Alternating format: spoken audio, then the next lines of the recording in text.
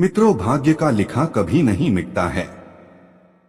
जय श्री कृष्णा, राधे राधे। दोस्तों, स्वागत है आज की इस वीडियो में। तो दोस्तों, आज हम आपके लिए लेकर आए हैं एक ऐसी कहानी जिसे सुनने के बाद आपका जीवन बदल जाएगा। तो दोस्तों, सुनने से पहले आप कहीं शांत जगह पर बैठ जाएं। तो चलिए फिर शुरू किया जाए। दोस्तों, प्राचीन समय की बात है। किसी गांव में एक ज्ञानी पंडित रहता था। उस पंडित का एक दोस्त दूसरे गांव में रहता था और वह जन्म से ही लंगड़ा था। एक दिन पंडित अपने उस दोस्त से मिलने के लिए घर से निकला। उसके दोस्त का गांव वहां से काफी दूर था। वह ज्ञानी पंडित रास्ते में जा ही रहा था कि उसे अचानक एक आदमी मिला। वह आदमी भी उस पंडित के साथ साथ चलने लगा। पंडित ने भी सोचा कि रास्ता बहुत लंबा है, इस आदमी के साथ बातें करते करते रास्ता आसानी से कट जाएगा। ज्ञानी पंडित ने उस आदमी से उसका नाम पूछा तो उस आदमी ने अपना नाम महाकाल बताया। अब पंडित और महाकाल दोनों साथ साथ चल रहे थे कि रास्ते में एक दूसरा गांव आया।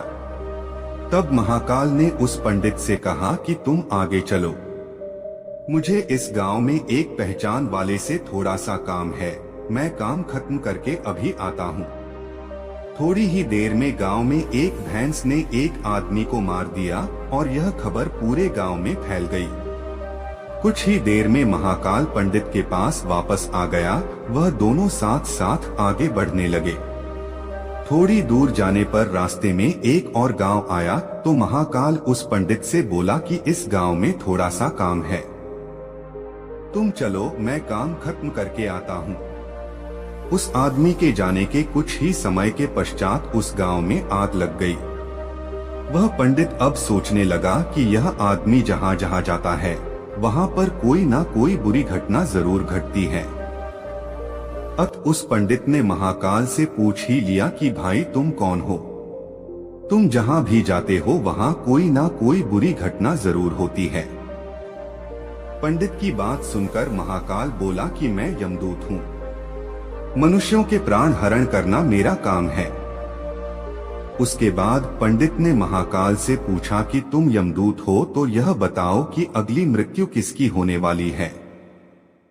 तब महाकाल ने कहा कि अगली मृत्यु तुम्हारे उस मित्र की होने वाली है जिससे तुम मिलने के लिए जा रहे हो। वह पंडित सोचने लगा, यदि ऐसी बात है तो मैं अपने मित्र से मिलने नहीं जाऊंगा। यह सोचकर पंडित वापस अपने गांव की तरफ जाने लगा। महाकाल ने पंडित को वापस जाते हुए देखकर कहा कि तुम जो सोच रहे हो ऐसा कुछ भी नहीं होगा। होनी एक अटल सत्य है, इसलिए होकर ही रहेगी। थोड़ी देर में उस पंडित ने देखा कि उसका मित्र उससे मिलने के लिए बड़ी तेजी से चला आ रहा है। जैसे ही उसका मित्र उस पंडित के पास पहुंचता है, हृदयाघात होने के कारण उसकी मृत्यु हो जाती है। इससे उस पंडित को बहुत बड़ा पछतावा होने लगा। वह पंडित उस महाकाल से पूछता है, अच्छा तुम यह बताओ कि मेरी मृत्यु कब और कैसे होगी? तब महाकाल ने कहा कि तुम्हारी मृत्यु ठीक 6 महीने बाद दूसरे राज्य में फांसी लगने से होगी।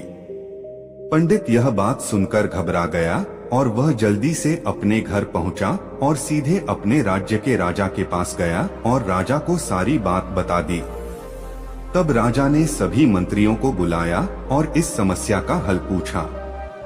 सभी ने सोचने के बाद यह हल निकाला कि वह पंडित इसी राजमहल में 6 महीने तक रहेगा। राजा ने पंडित के लिए राजमहल में ही रहने की व्यवस्था करवा दी। धीरे धीरे समय बीतता गया। उस पंडित को नींद में चलने की बीमारी थी और यह बात उस पंडित को मालूम भी नहीं थी। जिस दिन उसकी मृत्यु होने वाली थी उसी रात्रि को वह पंडित नींद में राजमहल से बाहर निकल गया। पंडित राजा के यहाँ मेहमान था, इसलिए किसी भी पहरेदार ने उसे जाने से नहीं रोका। वह पंडित राजमहल से निकलकर दूसरे राज्य के राजमहल में जाकर राजा के शयन कक्ष में राजा और रानी दोनों के बीच में जाकर सो गया। सुबह जब राजा की नींद खुली तो उस पंडित को अपने शयन कक्ष में देखकर बहुत क्रोधित हुआ और गुस्से में उस पंडित को फांसी की सजा सुना दी। तब पंडित ने उस राजा को सारी कहानी सुना डाली। पंडित की बातों पर राजा को विश्वास नहीं आया। उसकी बातों की सच्चाई जानने के लिए राजा ने अपना एक गुप्तचर अपने पड़ोसी राजा के पास भेजा। गुप्तचर ने वापस आकर पंडित की बातों पर सच की मुहर लगा दी। यह सुनकर उस राजा को अपने दिए दंड पर बहुत पछतावा हुआ। लेकिन उस राज्य का एक नियम था कि एक बार राजा जो सजा सुना दे अभी उसको बदला नहीं जा सकता।